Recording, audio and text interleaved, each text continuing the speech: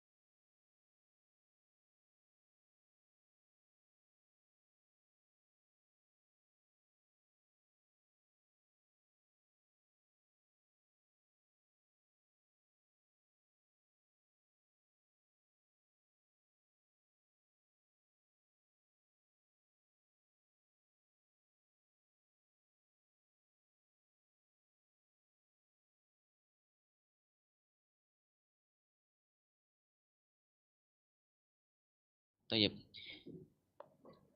Bismillahirrahmanirrahim. Assalamualaikum warahmatullahi wabarakatuh. Waalaikumsalam. Alhamdulillah rabbil alamin. Assalatu wassalamu ala rasulillah nabiyyina Muhammad sallallahu alaihi wasallam wa ala alihi wa sahbihi wa man tabi'ahum bi ihsanin ila yaumiddin, amma ba'du. Segala puji bagi Allah Subhanahu wa ta'ala, Rabb semesta alam, yang sudah melimpahkan begitu banyak rahmatnya, termasuk juga kesehatan serta waktu luang kepada kita di saat ini, sehingga kita bisa berkumpul di dalam majelis kajian online pada Jumat sore hari ini. Dan tidak lupa kita panjatkan sholawat serta salam kepada Rasulullah Nabi Muhammad Sallallahu Alaihi Wasallam, pada keluarganya, kepada para sahabat, dan kepada semua yang mengikuti jalan beliau Sallallahu. Kami sampaikan syukron jazakumullahu khairan, ahlan wa sahlan kepada semua hadirin atau jamaah yang sudah hadir. Semoga yang lain juga segera menyusul untuk bisa mengikuti kajian ini. Dan kami sampaikan jazakallah kepada Ustadz Dr. Syafiq Riza Basalamah MA Hafizahullah Ta'ala, yang juga telah menyempatkan waktunya, yang sebentar lagi akan memberikan materi kajian pada sore hari yang berbahagia ini. Sebelum mulai, ahsan kita sapa dahulu nih pemateri kita. Assalamualaikum Ustadz. Waalaikumsalam warahmatullahi wabarakatuh. Ahlan wa Gimana sahlan. kabarnya Ustadz? Bikhair wa afiyah. Masa'ul khair. Baik. Gimana kabarnya? Alhamdulillah. Semoga Allah selalu menjaga Ustadz dan keluarga Ustadz, dan juga menjaga kita dan keluarga kita semua yang ada di sini, dan juga semua umat muslim pada umumnya. Amin ya rabbal alamin. Dan selanjutnya untuk tema kajian online saat ini adalah menyambut bulan Sya'ban. Dan untuk teknisnya, waktu penyampaian materi kajian sekitar 30 sampai 45 menit. Dan selanjutnya akan dilanjutkan dengan tanya jawab yang nantinya akan dipandu oleh Akhi Ervin Arianto. Bisa dengan bicara secara live, namun mohon klik raise hand terlebih dahulu, atau bisa via chat di kolom komentar. Dan kajian insya Allah kami cukupkan pada pukul 17:30 waktu Indonesia bagian Barat. Baik, selanjutnya kami berikan waktu untuk Ustadz Syafiq Hafizahullah Ta'ala untuk menyampaikan materinya. Tafadhol Ustadz. Barakallahu fiik. Alhamdulillah alladhi bini'matihi tatimmus salihat. Segala puji bagi Allah Jalla Jalaluh, yang karena nikmatnya kebaikan menjadi sempurna. Yang karena nikmatnya ketaatan dapat kita laksanakan. Yang karena nikmatnya kita pun bisa sampai ke penghujung hari Jumat ini. Kita bisa hadir menyimak kajian.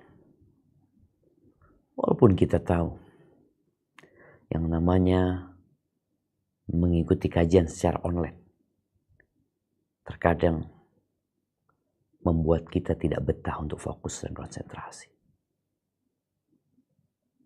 Padahal Allah sudah memberikan kemudahan. Engkau tidak perlu meninggalkan tempatmu. Engkau tidak perlu mengeluarkan ongkos untuk bensin. Engkau tidak perlu berlelah-lelah untuk PP ke tempat kajian dan pulang menuju ke rumahmu. Tapi ternyata kemudahan bukan menciptakan kekuatan. Kemudahan membuat sebagian kita semakin lemah. Kemudahan membuat sebagian kita menjadi jauh dari kesuksesan. Semoga Allah menyempurnakan nikmatnya untuk kita semua, agar kita bisa bersanding bersama para nabi, bersama para syuhada, bersama para siddiqin, bersama orang-orang yang diridhai Allah Azza wa Jalla. Allahumma salli wa sallim ala abdika wa rasulika sayyidina wa maulana Muhammadin wa ala alihi wa ashabihi ajma'in. Ya Allah, semoga salawat dan salam, berkah dan nikmat senantiasa Engkau curahkan untuk hamba kekasih-Mu, untuk baginda Nabi kita Muhammad alaihi salatu wassalam, untuk keluarga beliau, untuk istri-istri beliau, untuk putra-putri beliau, dan untuk seluruh sahabat Nabi. Semoga Allah meridhai kita bersama mereka. Amma ba'd. Allahumma balighna Ramadan. Ya Allah, sampaikan kami ke bulan Ramadan. Ya Allah, selamatkan kami untuk bisa hadir di bulan Ramadan dan selamatkan Ramadan buat kami. Ahibati fillah. Tanggal berapa hari ini? Sebagian dari umat Islam di berbagai penjuru dunia masih berefuria dengan tahun baru. Kita masuk tahun 2025. Kita masih di awal bulan, di penghujung bulan Januari tahun 2025. Sadarkah engkau sebagai seorang muslim, engkau adalah insan yang spesial? Kenapa? Karena engkau tahu kenapa engkau diciptakan. Karena engkau juga tahu apa yang diturunkan oleh penciptamu. Karena engkau juga tahu bahwa kemuliaan dan kehormatan bukan dengan mengekor, tapi dengan mentaati dan menuruti perintah Sang Pencipta, Rabbul Alamin. Ya, Dia penguasa alam semesta ini. Dia pemilik jagat raya ini. Tidak ada satupun daun yang jatuh kecuali dengan izinnya. Tidak ada satupun debu yang berterbangan kecuali dengan izinnya. Tidak ada satupun biji yang tertanam di dalam tanah yang tumbuh kecuali dengan izin. Maka ahibati fillah, mengajak semuanya untuk menjadi muslim yang kafah. Karena Allah mengatakan, ya ayyuhalladzina amanu dkhulu fis silmi kafah. Wahai orang-orang beriman, masuklah kalian ke dalam Islam secara kafah. Ya, dimanapun teman-teman di Nestle umpamanya, ketika kerjanya setengah-setengah di perusahaan tersebut, di perusahaan mana-mana saja, ketika dia nggak seutuhnya bekerja, maka dia nggak akan benar-benar bekerja. Hati dia ada di tempat lain. Pikiran dia ya ada di lembah yang berbeda, ada di perusahaan yang berbeda. Maka Islam memerintahkan kita untuk masuk ke dalam agama ini secara kafah. Tapi sebagai contoh, kita akan baca firman Allah di surat At-Taubah ayat 36. Nah, silahkan dibaca. Bismillah. Inna iddatash shuhuri 'indallahi isna 'asyara syahran fi kitabillahi yawma khalaqas samawati wal arda minha arba'atul hurum dzalika dinul qayyim fala tadlimu fihinna anfusakum waqatilul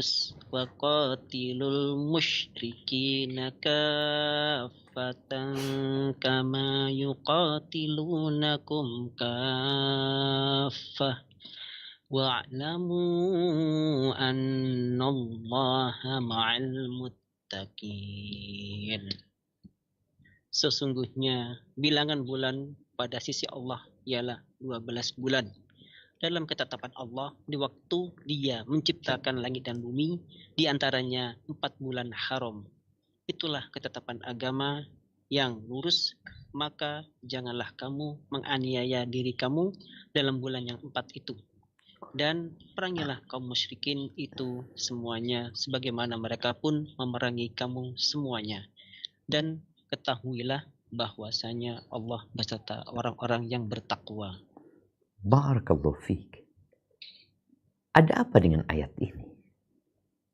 Ayat yang mungkin sebagian kita sering membacanya ketika dia menghatamkan Al-Quran. Dia akan melewati ayat ini. Ini sebuah pernyataan. Sebuah pengumuman kepada seluruh makhluk. Bahwa Allah SWT sudah menetapkan 12 bulan. Pada hari penciptaan langit dan bumi. Itu ada dalam ketetapan Allah.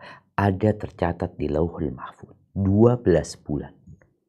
Di antara 12 bulan ini Allah sebutkan. Minha arba'atun hurum. Ada 4 bulan haram. Di mana kita akan dapatkan bulan haram ini? Apakah dari Januari sampai Desember ada 4 bulan haram? Bulan apa ya? Maret? April?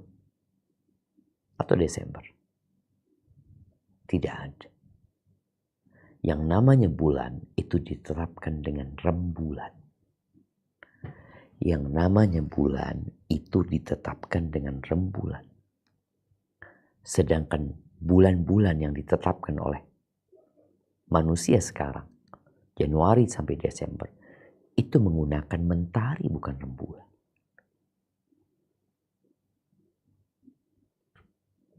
Makanya gak ketemu. 4 bulan haram itu adalah bulan Rajab. Kemarin itu akhir bulan Rajab. Kemudian Dzulqa'dah, Dzulhijjah, Muharram. 3 berurutan, 1 terpisah. Ini bulan-bulan ini mengandung makna yang agung. Allah katakan bulan haram. Jangan kalian membolimi diri kalian di bulan-bulan tersebut. Makanya peperangan dahulu tidak diperbolehkan di bulan-bulan haram ini.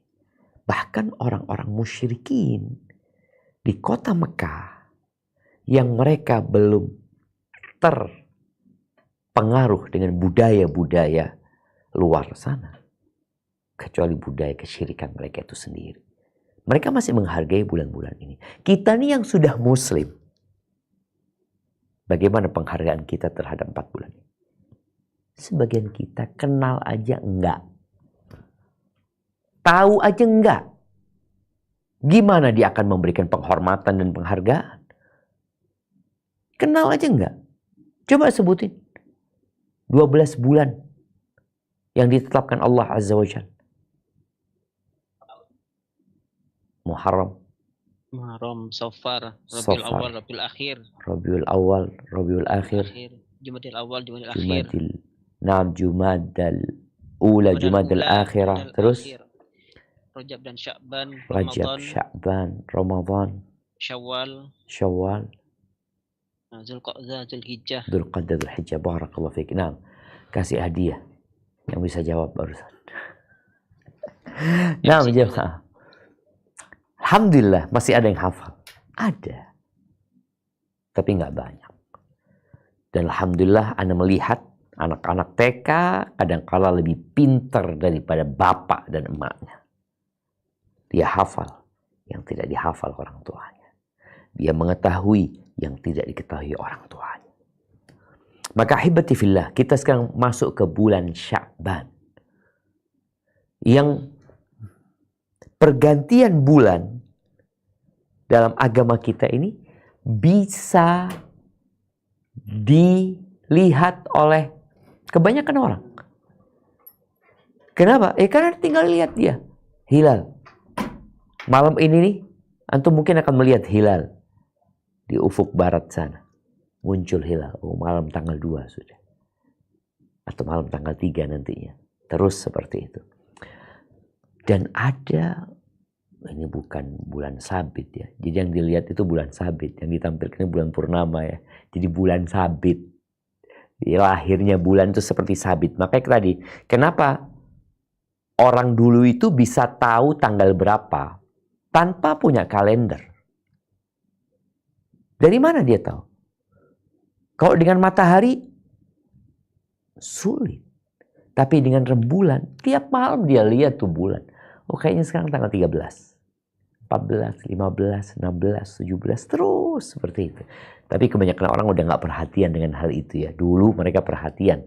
Karena memang itu satu-satunya cara untuk menetapkan tanggal. Pada saat ya kebanyakan orang nggak bisa membaca, nggak bisa menulis. Sekarang alhamdulillah. Tapi ahibati fillah, ketika melihat hilal, hilal itu bulan sabit. Hilal yang menunjukkan lahirnya hilal, menunjukkan masuk bulan baru, bulan Sya'ban, kita dianjurkan untuk membaca doa. Ya ada beberapa mungkin bisa ditampilkan. Anak tadi udah kirim doa ketika melihat hilal ya. Ini Allahumma ahillahu alaina bil yumni wal iman, dalam riwayat dikatakan bil amni wal iman wassalamati wal islam rabbi wa rabbukallah. Yang artinya ya Allah, jadikanlah awal bulan ini bulan yang penuh dengan keberuntungan, penuh dengan kenyamanan, keamanan, keimanan, keselamatan, Islam. Tuhanku dan Tuhanmu adalah Allah. Subhanallah ya.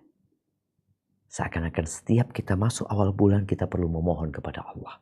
Kita perlu juga membuat sebuah pengakuan bahwa bulan, engkau itu makhluk.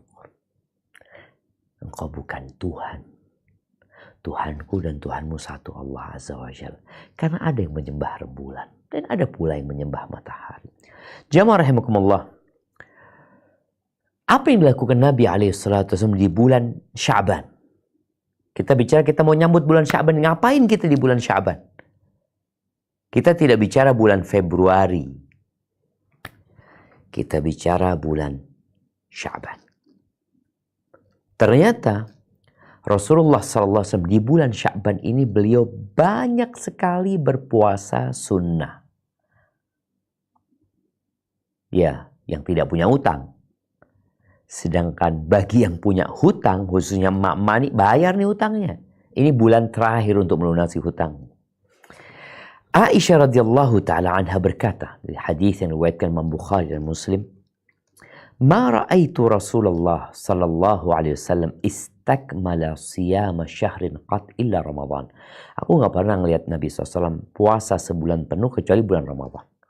Wa ma ra'aituhu fi syahrin akthar siyaman minhu fi Sya'ban. Dan aku tidak pernah melihat beliau dalam satu bulan puasanya banyak seperti puasanya beliau di bulan Sya'ban.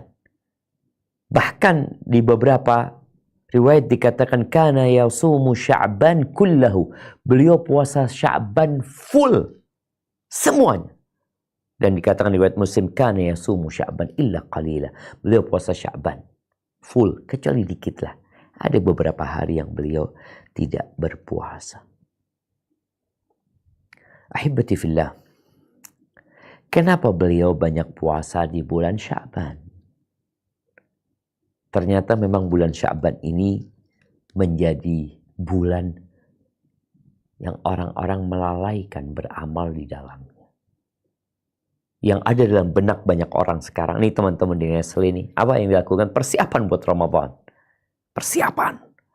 Bagaimana orang berbuka dengan susu, bagaimana orang berbuka dengan ini, bagaimana produk-produk ini bisa dikonsumsi di bulan Ramadan. Iya, sebagai sebuah perusahaan wajar memikirkan hal itu. Tapi pertanyaannya sebagai seorang muslim, apa persiapanmu? Bulan Sya'ban ini ngapain gitu? Apakah engkau mempersiapkan makanan pokok? Mempersiapkan takjilan untuk selama 1 bulan? Engkau beli susu yang membuat engkau lebih kuat untuk berpuasa di bulan Ramadan. Ternyata nggak kayak gitu. Kuat di bulan Ramadan itu tidak dengan makan makanan yang bergizi di bulan Ramadan. Tapi dengan apa? Dengan engkau berpuasa di bulan Sya'ban. Mulai puasa di bulan Sya'ban.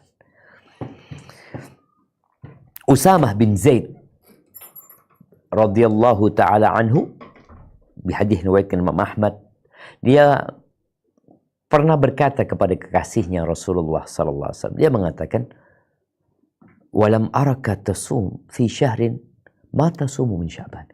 Aku enggak pernah melihat engkau puasa dalam 1 bulan seperti puasamu di bulan Sya'ban. Apa rahasianya? Maka beliau menyampaikan rahasia tersebut. Dzaka syahrun yaghfalun nasu anhu.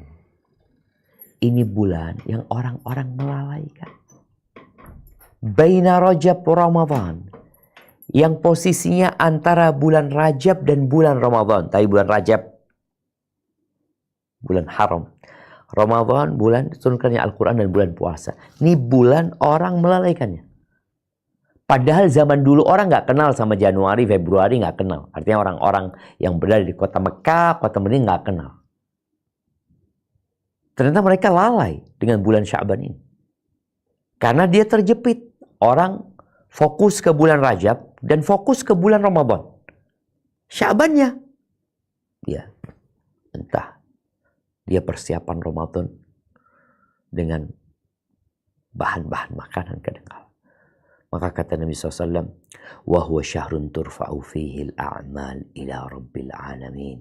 Dan di bulan Sya'ban ini, amalan manusia diangkat menuju kepada pencipta, pemilik, penguasa jagat raya ini. فَأُحِبُّ أَنْ يُرْفَعَ عَمَلِي وَأَنَا صَائِمٌ. Dan aku ingin amalanku diangkat dalam kondisi aku berpuasa. Kenapa coba? Karena kita tahu ibadah yang paling spesial itu ibadah puasa. Semua amalan itu ada perhitungannya yang sudah Allah tetapkan. Ya, kita tahu sedekah dilipat gandakan jadi 10 kali lipat sampai 700 kali lipat. Baca Quran 1 huruf 10 kebaikan. 1 dilipat gandakan jadi 10. Ada hitungannya. Sedekah seperti itu, kemudian pahala umroh kita tahu, kemudian pahala sholat juga Allah sudah jelaskan, tapi puasa enggak. Qala Allah Azza wa Jalla, kata Nabi SAW, illa shaum fa innahu li, kecuali puasa. Puasa itu milikku, wa ana ajzi bihi, dan aku memberikan balasan khusus tuh buat orang yang puasa. Jadi berapa pahalanya? Ya Allah yang akan kasih. Terserah Allah Azza wa Jalla. Kenapa? Yada'u ta'amahu wa syarabahu wa syahwatahu min ajli. Kata Allah, nih orang meninggalkan makan, minum, syahwatnya karena aku. Allahu Akbar. Orang yang puasa itu gak kelihatan dia sedang berpuasa. Gak ada tandanya. Ya kalau orang sholat kita tahu dia berdiri menghadap kiblat, dia ruku, dia sujud, dia sedang sholat. Kalau lihat orang baca Quran, kelihatan dia baca Quran. Kalau lihat orang sedekah, dia ngeluarin duit, dia berikan. Umroh, apalagi. Kalau lihat dia pakai baju ihram. Kemudian dia tawaf, dia sa'i, dia tahallul. Tapi orang puasa ketahuan dari mananya? Dari bibirnya kering. Atau dari wajahnya yang pucat? Enggak. Jadi benar-benar Nabi banyak puasa di bulan Sya'ban karena ingin amalnya diangkat dalam kondisi puasa. Dan bicara fadilah puasa ini, subhanallah, dalam hadis riwayat Bukhari dan Muslim, Rasul sallallahu alaihi wasallam menjelaskan ya bahwa di surga itu ada pintu. Inna fil jannati baban. Ada pintu yang namanya Ar-Rayyan. Yadkhulu minhu as-saimun yaumal qiyamah. Pada hari kiamat orang-orang yang rajin puasa. Ingat, bukan puasa Ramadan ya. Puasa Ramadan semua umat Islam berpuasa. Itu rukun Islam. Tapi ini bicara orang rajin puasa sunnah. Ini ada pintu Ar-Rayyan. La yadkhulu minhu ahad ghairum. Gak ada yang masuk lewat pintu itu selain mereka. Nah, yuqalu aina as-saimun. Akan dikatakan, mana orang-orang yang rajin puasa, yang suka puasa. Fayaqumun, maka mereka bangun, mereka masuk. La yadkhul minhu ahad ghairuhum, fa idza dakhalu ughliq. Kalau sudah selesai mereka masuk, ditutup jemaah. Subhanallah. Dan Nabi SAW mengatakan dalam hadis riwayat Imam Bukhari dan Muslim, man shama yauman fi sabilillah. Barang siapa yang puasa 1 hari di jalan Allah, baik dalam posisi dia jihad atau dia puasa memang ikhlas lillahi ta'ala, ba'adallahu wajhahu anin nari 70 kharifan. Allah jauhkan wajahnya dari neraka 70 tahun.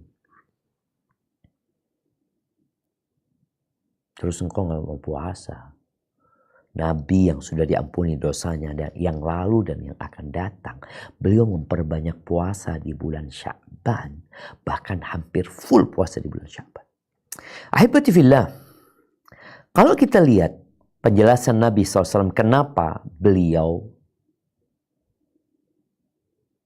berpuasa di bulan Sya'ban, beliau menyebutkan ini bulan yang dilalaikan.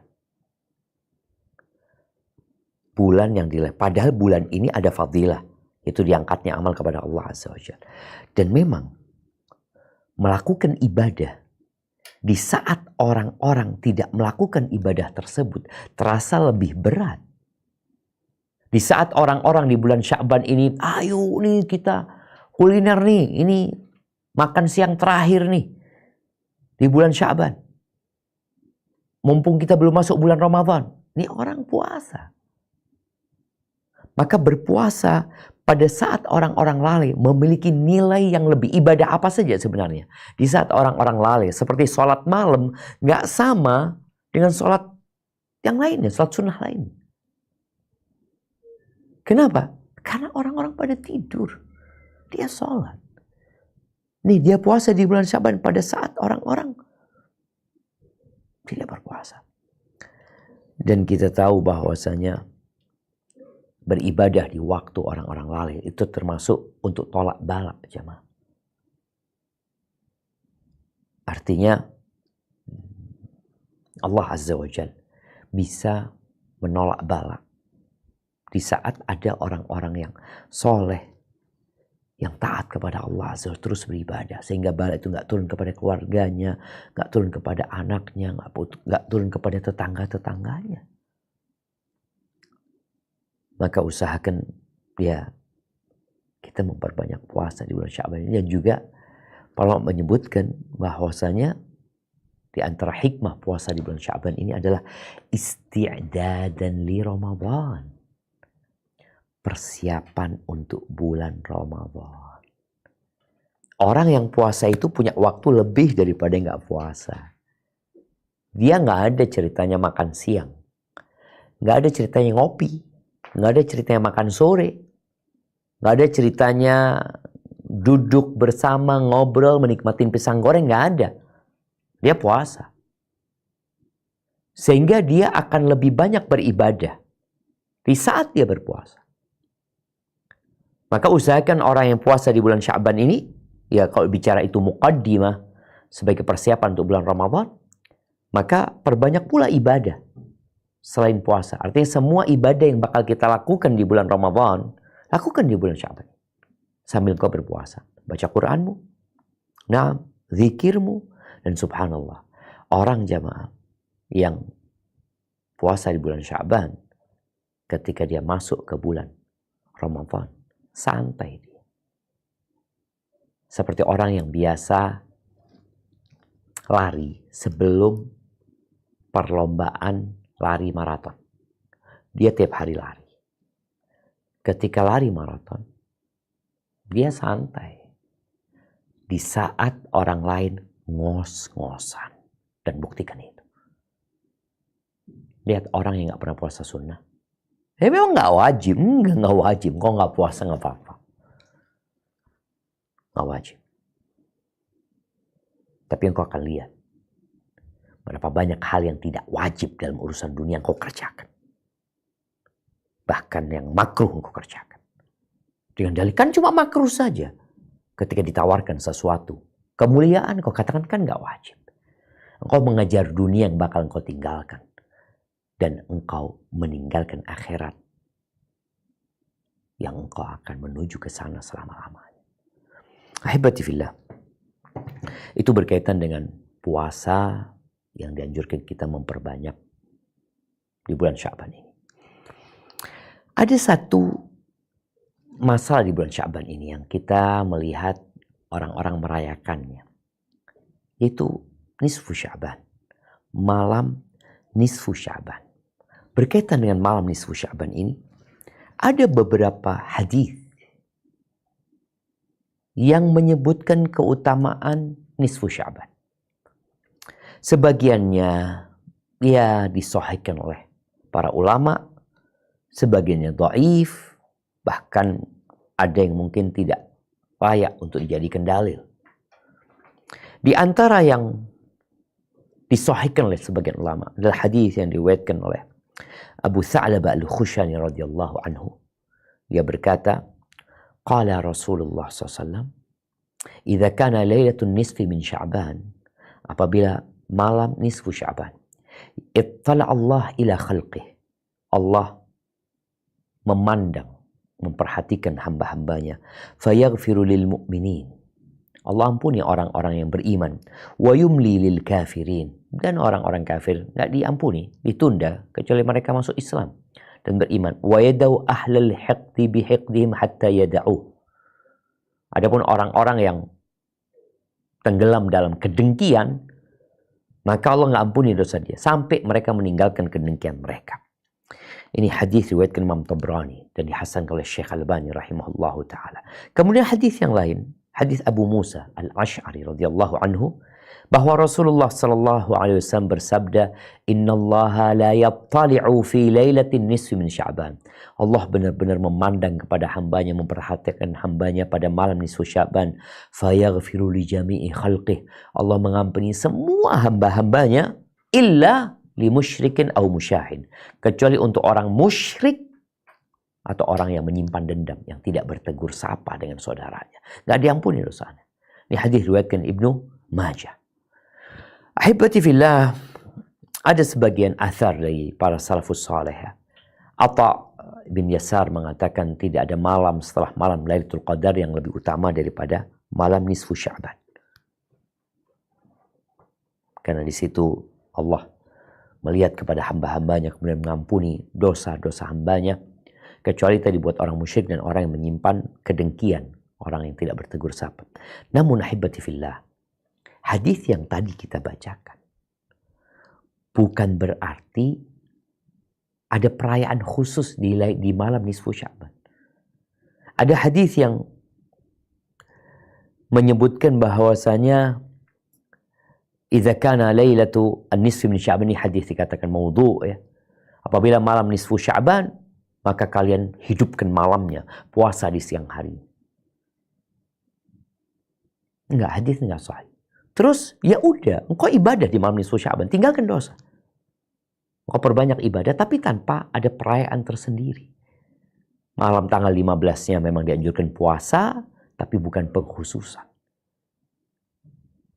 Ini sebagai peringatan buat kita semua agar kita benar-benar ya beribadah itu sesuai dengan sunnah. Nabi alaihissalatu wassalam, beliau di bulan Sya'ban memperbanyak puasa sunnah, dan tentunya bersama puasa ada ibadah-ibadah lainnya yang membarengi puasa ini. Adapun di malam nisfu Sya'ban, ya silahkan. Orang yang mau beribadah tanpa mengkhususkan dengan ibadah tertentu, jamaah.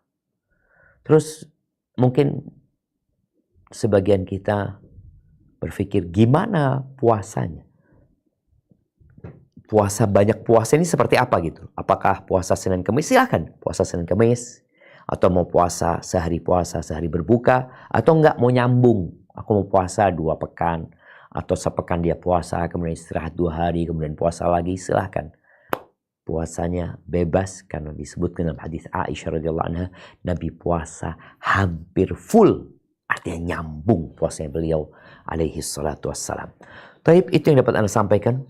Mungkin kita masuk ke sesi tanya jawab. Anda kembalikan ke moderator. Jazakumullah khair. Alhamdulillah, untuk selanjutnya saja tanya jawab bisa dipandu oleh Akhi Ervin Arianto. Tafadhol. Baik, terima kasih. Bismillah, ada 6 pertanyaan, beberapa juga sudah terjawab. Yang pertama dari rekan Bambang. Assalamualaikum, izin bertanya. Kalau menjalani puasa Daud, berapa hari menjelang Ramadan untuk berhenti ya? Apakah 2 hari menjelang Ramadan atau ketika sudah masuk nisfu Sya'ban? Masya Allah, barakallahu fiik. Naam, ahibati fillah. Ya, ini pertanyaan berkaitan dengan adanya pendapat bahwa puasa setelah nisfu Sya'ban itu makruh. Ada hadisnya, Anda bacakan. Anda tadi tidak bahas itu karena memang terbetik di hati Anda, akan ada yang menanyakan hal itu nantinya.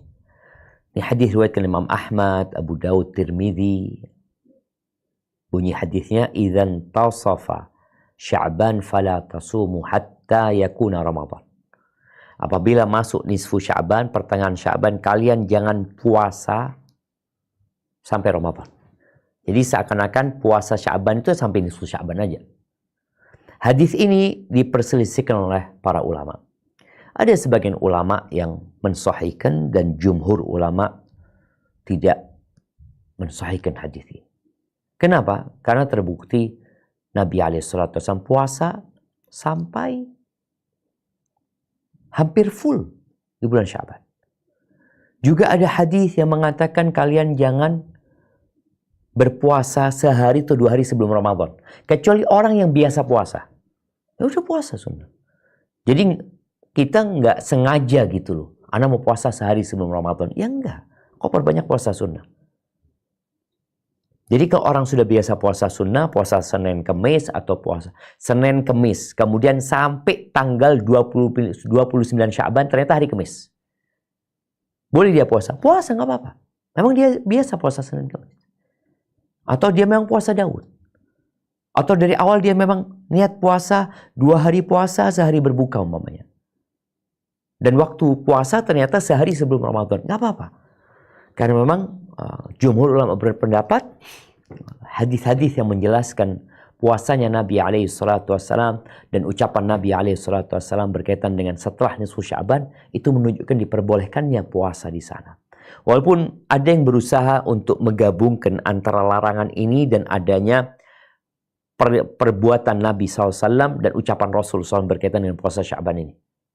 Akhirnya mereka mengatakan ya yang biasa puasa sebelum nisfu Sya'ban ya silahkan dilanjutkan gitu. Tapi kalau orang ini baru mulai puasa, nanti aku mau puasa tanggal 15 Sya'ban, ya boleh. Tapi dia nggak puasa sebelumnya Ustaz. Tanggal 1, 2, 3, 4, 5, 6, 7, 8, 9, 10, 11, 12, 13, 14 nggak puasa. Baru 15 dia mau puasa umpamanya. Boleh nggak dia? Sebagian mengatakan ya kalau dia baru mulai setelah nisfu Sya'ban nggak boleh. Makruh lah. Tapi insya Allah pendapat yang lebih kuat, enggak. Dia tetap boleh berpuasa kalau memang dia udah niat berpuasa. Dan dia sudah biasakan puasa itu di bulan Sya'ban. Tafadhol. Ada orang mungkin, ya Allah Ustaz, Anda nggak sempat puasa. Ini tanggal 17 Sya'ban, Anda mau puasa sunnah ya. Boleh nggak? Boleh insya Allah. Hadza wallahu a'lam bissawab. Jazakallahu khairan Ustadz untuk jawabannya. Selanjutnya dari Akhi Lambang. Bismillah, tanya Ustadz. Untuk istri yang baru hamil seumuran 1,5 bulan, apakah diwajibkan untuk berpuasa? Yang dialami saat ini adalah terkadang mual. Syukron. Jazakallahu khairan. Barakallahu fiik. Naam ahibati fillah. Berkaitan dengan wanita hamil. Apakah dia wajib berpuasa? Apabila dia sehat dan mampu berpuasa, maka hendaklah dia berpuasa. Jadi puasa ini wajib buat yang baligh, yang akil, yang sehat, yang tidak musafir. Itu wajib dia berpuasa. Tapi kalau dia umpamanya nggak mampu, karena bicara orang hamil, kondisi orang hamil itu berbeda-beda ya. Subhanallah jemaah ya. Ya, ada wanita hamil yang tadi lemes ya. Karena terkadang masalahnya fisiknya nggak dilatih. Jemaah, tubuh kita ini titipan dari Allah. Tubuh kita ini kendaraan menuju kepada Allah Azza wa Jalla. Maka orang yang kendaraannya nggak dirawat dengan baik, ya kalau kita lihat kita punya motor yang mengantarkan kita tiap hari ke tempat kerja kita, ini ke Nestle. Tiap hari diantarkan ke sana. Tapi kita nggak pernah merawat tuh motor, nggak pernah mandiin, nggak pernah ganti oli. Ya motor itu akan rusak gitu. Begitu pula dengan orang yang tidak menjaga fisiknya. Seperti seorang tadi dikatakan wanita nggak pernah olahraga, nggak pernah puasa sunnah, nggak pernah menjaga itu kendaraan. Ketika masuk waktu puasa, ya berat banget buat dia.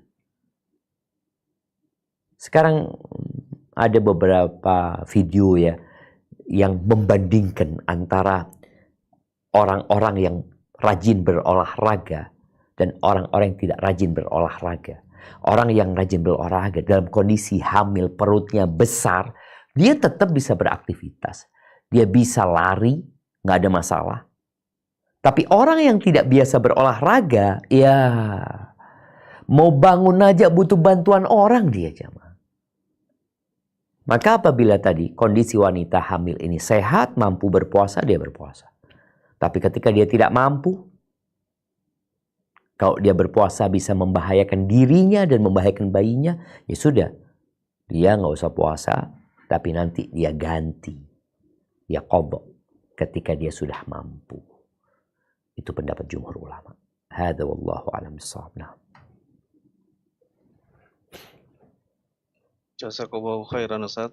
Selanjutnya pertanyaan dari rekan Vita. Assalamualaikum Ustaz. Waalaikumsalam warahmatullahi wabarakatuh. Semoga Ustadz sekeluarga serta tim SRB dan El-Fadis selalu diberi kesehatan, barakah dan rahmat Allah Subhanahu wa Ta'ala. Izin bertanya, bagaimana caranya agar terhindar dari futur ibadah selama bulan Sya'ban sehingga bisa memaksimalkan bulan Sya'ban dengan ibadah? Mohon penjelasannya. Barakallahu fikum wa jazakallahu khairan. Wa fiik wa barak wa jazakallahu khair. Taib ahibati fillah. Kita tahu yang menyebabkan orang futur itu adalah dosa. Maka kalau bicara bagaimana menghindari futur, adalah dengan memperbanyak istighfar. Bertobat kepada Allah Azza wa Jalla. Tinggalkan dosa. Karena dosa itu membuat orang jadi lemah. Tubuh yang sehat, tapi masuk racun ke dalamnya. Dan racun itu kemudian mengikuti aliran darah sampai ke jantungnya. Jadi sakit. Gak mampu dia beraktivitas.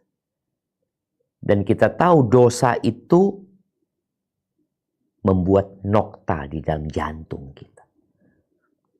Maka kalau ingin kita bisa maksimal beribadah di bulan Sya'ban ini, maka bertobatlah kepada Allah Azza wa Jalla.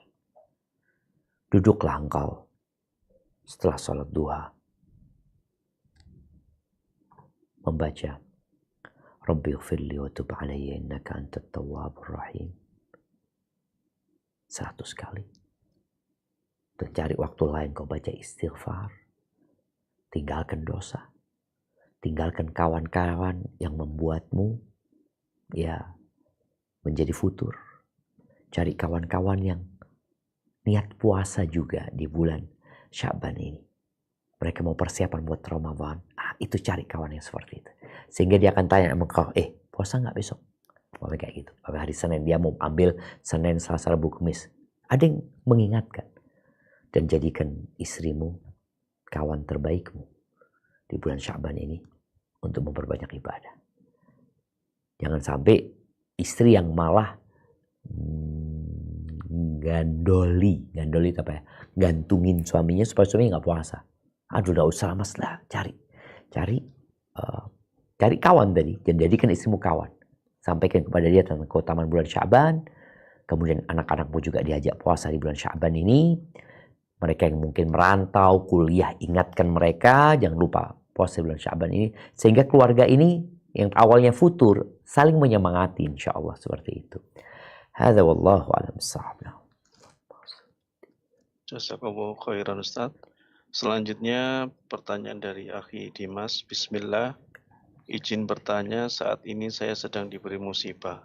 Apakah dengan berpuasa dan ibadah menjadi jalan keluar sebab diangkatnya musibah? Barakallahu fikum.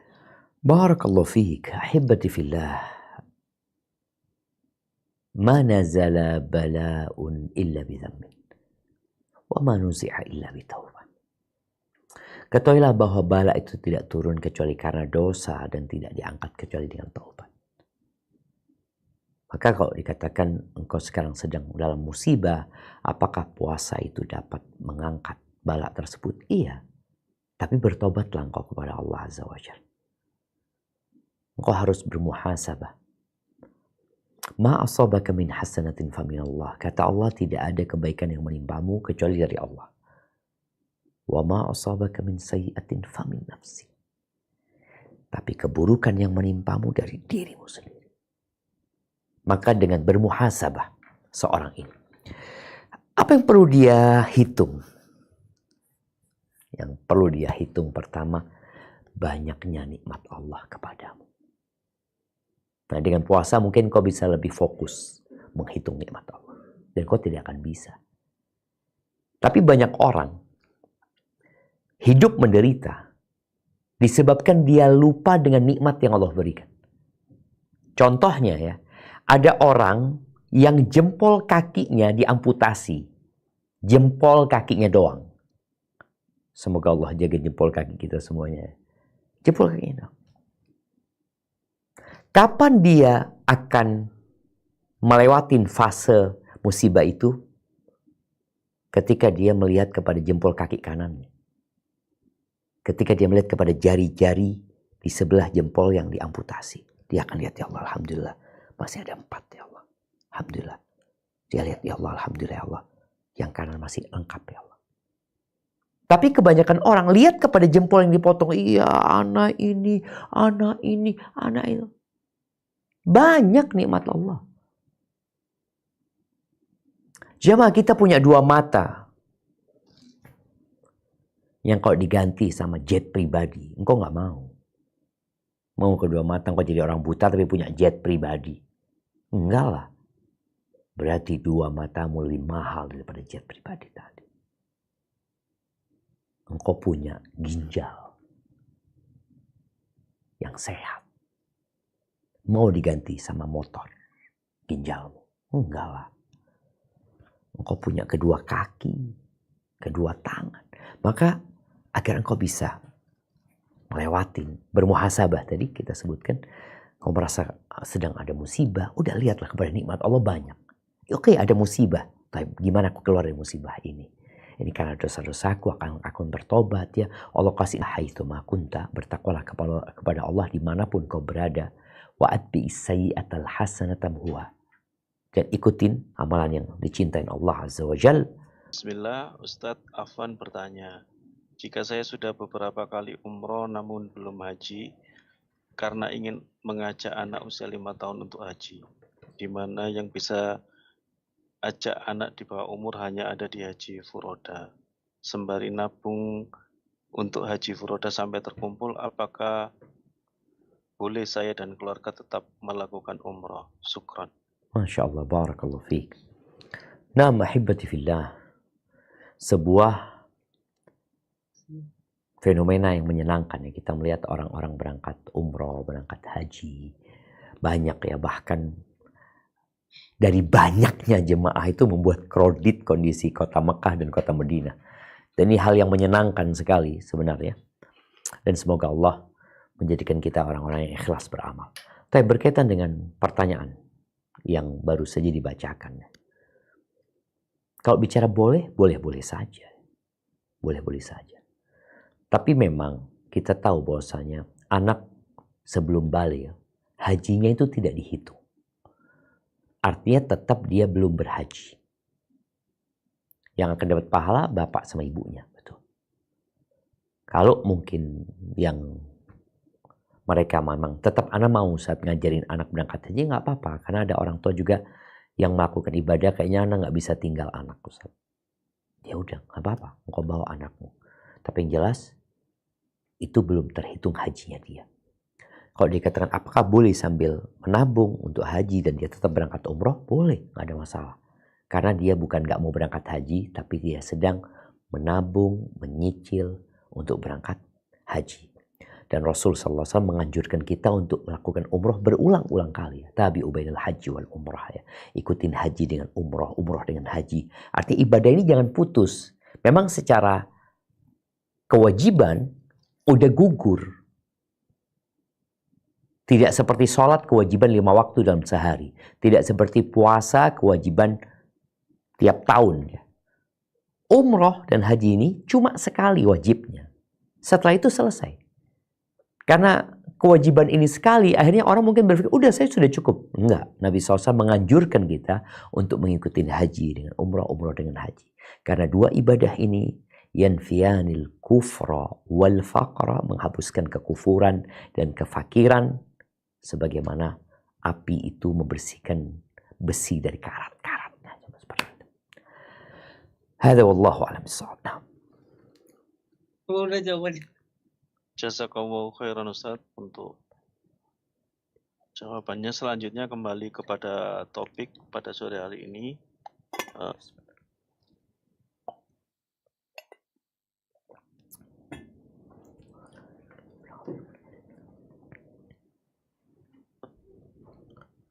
Selanjutnya kembali lagi ke pertanyaan yang sesuai dengan topik pada sore hari ini. Assalamualaikum warahmatullahi wabarakatuh Ustadz. Waalaikumsalam warahmatullahi wabarakatuh. Semoga Ustadz beserta tim selalu diberikan keberkahan dan kesehatan. Amin. Afwan, Ustadz mau menanyakan terkait puasa di bulan Sya'ban. Apakah ada amalan lain selain puasa yang fadilahnya cukup besar di bulan Sya'ban? Karena pekerjaan kebanyakan di lapangan atau tidak di kantor. Banyak sekali doa-doa yang tersebar, salah satunya doa-doa di malam nisfu Sya'ban. Apakah memang ada doa khusus di bulan Sya'ban, Ustaz? Barakallahu fikum wa jazakallahu khairan. Masya Allah, wa fikum wa barak. Nah, ahibati fillah. Pertanyaan ini mewakili banyak orang. Karena memang al-ilmu qabla al-qawli wal amal. Seorang itu hendaklah berilmu terlebih dahulu sebelum dia berucap dan beramal. Kalau berkaitan dengan amalan khusus di bulan Sya'ban, nggak ada. Memperbanyak puasa dan ibadah-ibadah lainnya. Adakah amalan khusus di malam nisfu Sya'ban? Memang ada beberapa ungkapan para ulama ya yang mereka mengamalkan amalan khusus di bulan di nisfu Sya'ban ini. Tapi ternyata tadi hadis-hadisnya nggak sahih. Dan Nabi SAW tidak membuat acara tersendiri di malam nisfu Sya'ban. Kalaupun keutamaan tadi disebutkan, malam itu malam pengampunan gitu loh. Jadi kita bersyukur dengan adanya malam ini. Terus apa yang kita lakukan? Ya udah, engkau beribadah seperti yang kau biasa lakukan. Yang sholat malam, ya. Yang baca Quran. Ya. Adapun doa-doa khusus, sepanjang yang ana pelajari, ana tidak mendapatkan hadis yang sahih yang berkaitan dengan doa khusus buat nisfu Sya'ban. Ya. Ada sebagian orang yang menjadikan nisfu Sya'ban ini seperti Lailatul Qadar. Beranggapan bahwasanya malam itu malam penentuan takdir. Enggak, malam penentuan takdir itu bukan nisfu Sya'ban. Tapi Lailatul Qadar, dan itu lebih baik dari 1000 bulan. Tapi hadis-hadis yang tadi disebutkan berkaitan nisfu Sya'ban menunjukkan ya ini malam ini ada kemuliaan.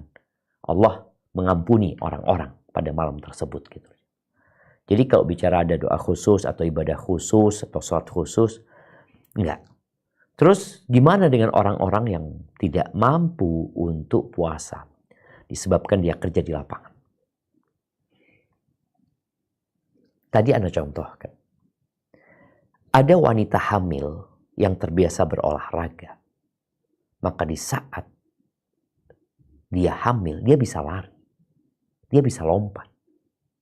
Tapi ada orang yang gak terbiasa. Sehingga dia mau berdiri aja capek. Nah, buat teman-teman yang di lapangan, seakan-akan dia mengatakan, aku gak mampu, Ustaz. Gak bisa, Anda kerjanya di luar. Di masa Nabi SAW, sebagian sahabat dalam peperangan puasa. Jadi sebelum engkau memutuskan gak mampu, tolong kau coba. Engkau niatkan. Iya, hari pertama berat. Betul. Hari kedua, iya berat. Boleh jadi ke-5, ke-6, ke-7. Engkau udah biasa gitu loh.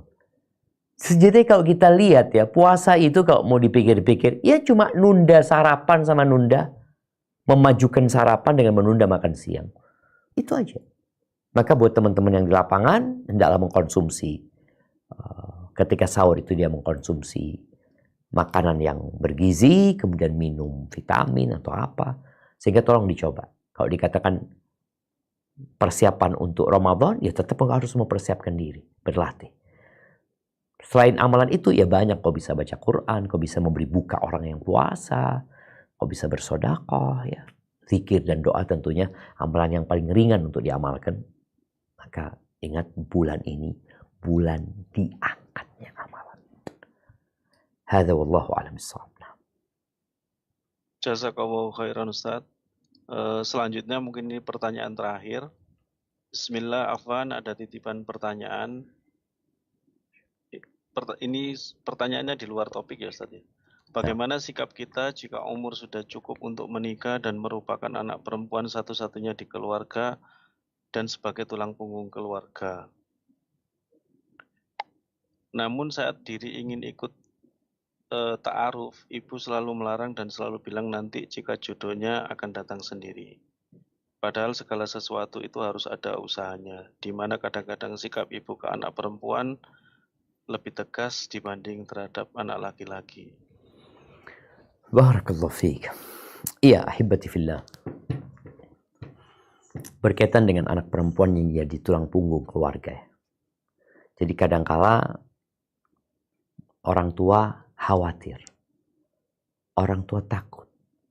Kalau anaknya menikah nanti, iya. Yang ditakutkan nggak akan lagi membantu orang tua. Maka kekhawatiran itu harus engkau tepis. Engkau ikut ta'aruf nggak harus izin sama orang tua. Dengan harapan nanti ada ikhwan yang datang. Kalau memang tadi kata umurmu sudah cukup untuk menikah. Sejatinya itu tugas orang tua.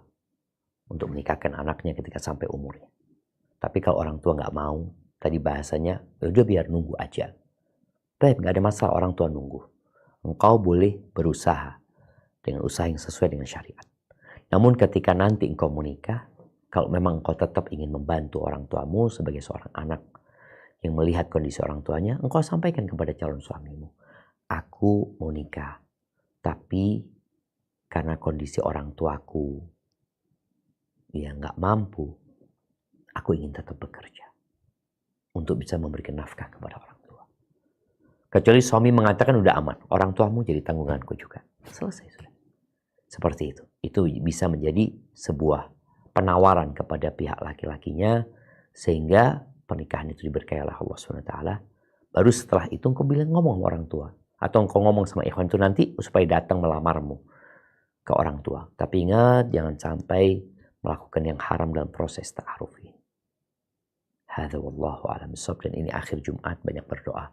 Semoga Allah menyampaikan kita ke bulan Ramadan dan mengabulkan doa-doa kita.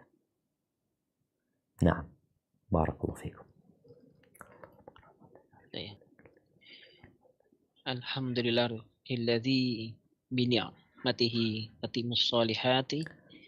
Segala puji bagi Allah yang akhirnya kajian online sore hari ini bisa berjalan dengan lancar dan semoga banyak memberikan manfaat bagi kita semua dan semoga ini bisa dipakai untuk pegangan dan diamalkan di saat bertemu dengan bulan Sya'ban. Amin ya rabbal alamin. Dan tidak lupa kami sampaikan jazakumullahu khairan kepada semua jamaah yang telah hadir dan kepada pemateri kita serta kepada semua panitia bertugas. Sebagai penutup, mari kita bersama-sama berdoa dengan doa kafaratul majlis. Subhanakallahumma wa bihamdika asyhadu an la ilaha illa anta astaghfiruka wa atubu ilaik. Wabillahi taufiq wal hidayah. Assalamualaikum warahmatullahi wabarakatuh.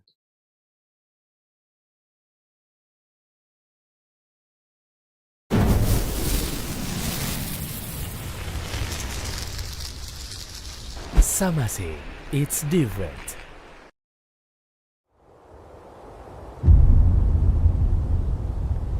Klik tombol berikut untuk mendapatkan update ilmu yang insya Allah bermanfaat.